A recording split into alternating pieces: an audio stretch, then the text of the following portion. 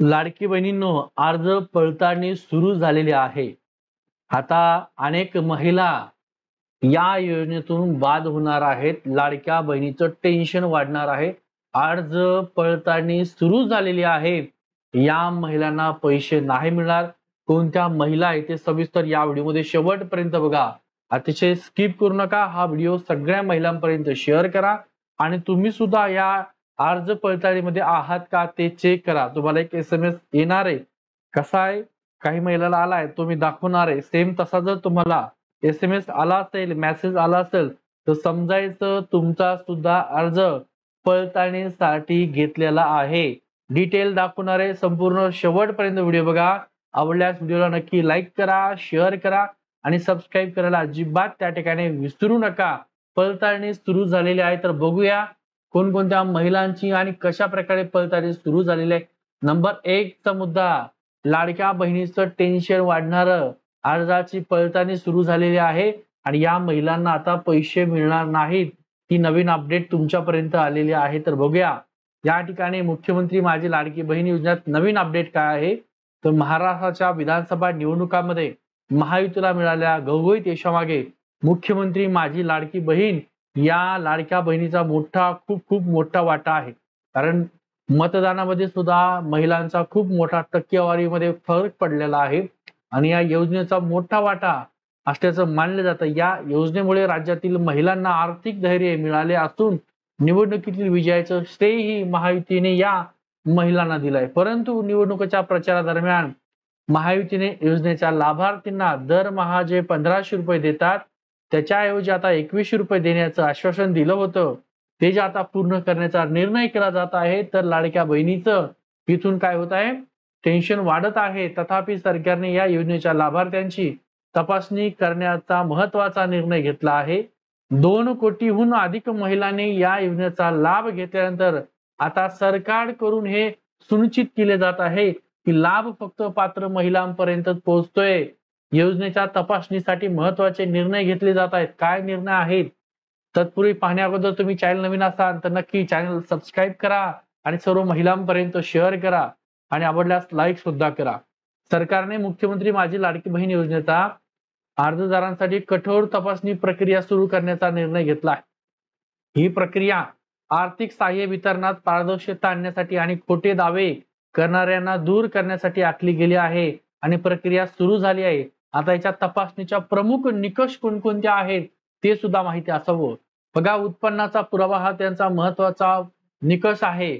लाभ घेण्यासाठी अर्जदारांना वार्षिक तुमचं 2.5 लाखापर्यंत जे उत्पन्न आहे त्याचा आता पुरावा तुम्हाला सादर करावा लागणार आहे.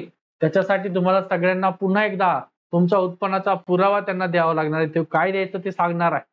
आयकर प्रमाणपत्र, आयकर भरलेल्या ज्या अर्जदार आहेत त्या अर्जाची सुद्धा छाननी करून अपात्र आहे ते ठरवले जाणार आहे. त्यासोबत वाहन आणि मालमत्तेची मालकी 4 चाकी वाहनचा धारक जे आहेत व 5 एकरापेक्षा जास्त जमिनीच्या मालकांना या योजनेसाठी अपात्र मानले जाणार आहे. त्याच्यासोबत कुटुंबातील लाभार्थ्यांची मर्यादा ही एका कुटुंबातील जास्तीत जास्त फक्त आणि फक्त 2 महिलांना दिली जाणार आहे.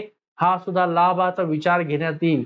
त्यासोबत निवृत्ती वेतनधारक ज्या आहेत, ज्यांना निवृत्ती वेतन मिळतंय अशा सुद्धा महिला आहेत ज्या अतिरिक्त तपासणी होईल. ज्यांना निवृत्तीचं वेतन म्हणजे त्या रिटायर झाल्या त्यांना वेतन मिळतं रिटायरचं अर्धा पेमेंट, तरीही त्या महिलांनी सुद्धा काय केलेलं आहे, लाडक्या बहीण योजनेचा फॉर्म भरला होता आणि या सुद्धा महिला तिथून बाद होणार आहेत. तपासणी प्रक्रियेत असणारे महत्वाचे संमिश्र टप्पे असणार आहेत.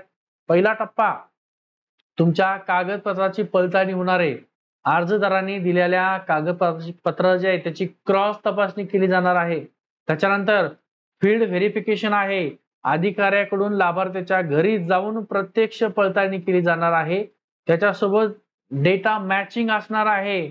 अर्जदारांच्या कागदपत्राची जी आधार आहे ती आयकर रेकॉर्ड आणि मतदार याद्यासारख्या डेटाबेसशी तुलना केली जाईल. तक्रार प्रणाली सुद्धा असणार आहे. लाभार्थ्यांच्या तपासणीसाठी नागरिकांसाठी एक हेल्पलाईन किंवा ऑनलाईन पोर्टल सुरू केलं जाणार आहे आणि त्याची चाचणी आहे. जी ऑनलाईन वेबसाईट दिली ती वेबसाईट त्यासाठी चाचणी आहे तुमची. ऑनलाईन तक्रार प्रणाली सुद्धा तिथंच असणार आहे. स्थानिक प्रतिनिधीची मदत घेतली जाणार आहे. पडताळणी प्रक्रियेत पंचायत किंवा त्या ठिकाणी नगरपालिका प्रतिनिधींना सामावून पारदर्शकता आणली जाईल. त्याच्यासोबत जर पाहिलं असेल तुम्ही तर तपासणी कोण करणार आहे, तर या प्रक्रियेत राज्य तसंच स्थानिक सरकारी अधिकारी तसेच समाज कल्याण विभागाचा समावेश या ठिकाणी असणार आहे. राज्य स्थानिक सरकारी अधिकारी जिल्हा तसंच तालुका स्तरावरील अधिकारी या योजनेच्या तपासणीची जबाबदारी पूर्णपणे सांभाळतील. समाज कल्याण विभाग आहे ज्यामध्ये महिला व सामाजिक न्याय विभागाचे तपासणीचं नेतृत्व या ठिकाणी करण्यात आहे किंवा केले जाणार आहे.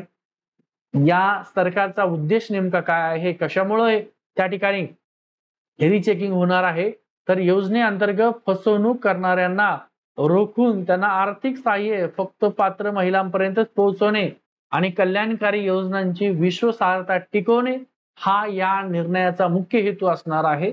निवडणूक आयोगाचा हस्तक्षेप.